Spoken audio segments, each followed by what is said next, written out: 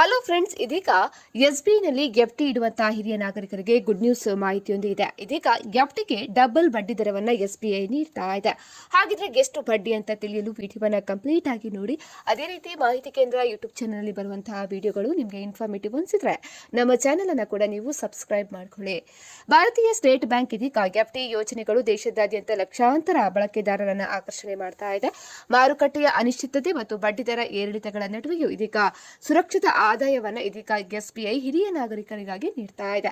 ಭಾರತೀಯ ರಿಸರ್ವ್ ಬ್ಯಾಂಕ್ನಿಂದ ಇತ್ತೀಚಿನ ರೆಪೋ ದರ ಕಡಿತದ ನಂತರ ಎಸ್ಬಿಐ ತನ್ನ ಎಫ್ಡಿ ದರಗಳನ್ನು ಪರಿಷ್ಕರಣೆ ಮಾಡಿದೆ.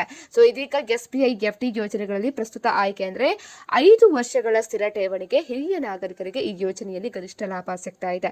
ಸೊ 1 ಲಕ್ಷ ಠೇವಣಿಗೆ ಖಾತರಿ ಬಡ್ಡಿಯಾಗಿ 41,826 ರೂಪಾಯಿ ದೊರೆಯಲಿದೆ. ಇದರೊಂದಿಗೆ ಮೆಚುರಿಟಿಯಲ್ಲಿ ಒಟ್ಟು 1,41,826 ಮೊತ್ತವನ್ನು ನೀವು ಪಡಿಬಹುದು. ಸೊ ಹಿರಿಯ ನಾಗರಿಕರಿಗೆ ಇಲ್ಲಿ 7.5% ಬಡ್ಡಿ ದರ ಲಭ್ಯವಿದೆ. ಸೊ ಸಾಮಾನ್ಯ ಗ್ರಾಹಕರಿಗಿಂತ ಹಿರಿಯ ನಾಗರಿಕರಿಗೆ ಹೆಚ್ಚುವರಿ 50% ಬಡ್ಡಿ ಸಿಗ್ತದೆ. ಸೊ ಇದು ನಿವೃತ್ತರ ಆರ್ಥಿಕ ಸ್ಥಿರತೆಗೆ ಒಂದು ದೊಡ್ಡ ಬೆಂಬಲವನ್ನು ಕೂಡ ನೀಡ್ತಾ ಇದೆ. ಒಮ್ಮೆ ಎಫ್ಡಿ ತೆರೆದ ನಂತರ ಆ ಠೇವಣಿಯ ಅವಧಿಯವರೆಗೆ ಬಡ್ಡಿ ದರ ಸ್ಥಿರವಾಗಿರ್ತದೆ. ಸೊ ಮಾರುಕಟ್ಟೆ ಅಥವಾ ಆರ್ಥಿಕ ಬದಲಾವಣೆಗಳ ಯಾವುದೇ ಅಪಾಯ ಇಲ್ಲಿ ಇರೋದಿಲ್ಲ. ಈ ವಿಶ್ವಾಸಾರ್ಹತೆಯು ಮಧ್ಯಮ ವರ್ಗದ ಕುಟುಂಬ ಮತ್ತು ನಿವೃತ್ತರಿಗೆ ನೆಮ್ಮದಿ ನೀಡುವಂತಹ ಒಂದು ಸುದ್ದಿಯಾಗಿದೆ. ಹಾಗಾಗಿ ಗ್ರಾಹಕರು ತಮ್ಮ ಹಣಕಾಸಿನ ಗುರಿಗಳಿಗೆ ಕನಿಷ್ಠ 7 ದಿನಗಳಿಂದ ಗರಿಷ್ಠ 10 ವರ್ಷಗಳವರೆಗೆ ಅವಧಿಯನ್ನು ಆಯ್ಕೆ ಮಾಡಿಕೊಳ್ಳಬಹುದು. ಸೊ ಎಸ್ಬಿಐ 3.5ರಿಂದ 7.10ರವರೆಗೆ ಬಡ್ಡಿ ದರಗಳನ್ನು ಕಾಯ್ದುಕೊಂಡಿದೆ.